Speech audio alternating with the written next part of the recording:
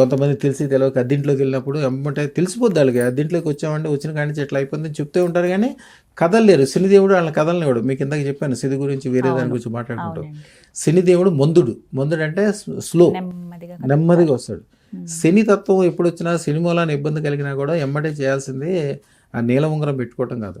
నీల ఉంగరం పెట్టుకుంటే, నీలం అంటే శని కదా, శనిని తీసుకొచ్చి దగ్గర ఎవరు పెట్టుకుంటారు? అవసరం చక్కగా 1 కిలో బెల్లం తీసుకెళ్ళాలి, శివాలయంలో శని దగ్గర పెట్టాలి. ఇంటి దగ్గర నుంచి వెళ్ళేటప్పుడు ఖర్జూరాల రసము, 1 కిలో పంచదార, ఆవు పాలు, ఈ 3 తీసుకెళ్ళి బెల్లమేమో శని దగ్గర పెట్టి 9 సార్లు ఆ నవగ్రహాల చుట్టూ తిరిగి కాళ్ళు చేతులు మొహం శుభ్రంగా కడుక్కుని తర్వాత శివుడికి అభిషేకానికి ఈ 3 వస్తువులతో అభిషేకం చేసుకుని ఇంటికి వెళ్ళాలి. సంవత్సరానికి ఒకసారి చేస్తే చాలు. బెల్లం మాత్రం శనీశ్వరుల వరకు పెట్టాలి. అంతే.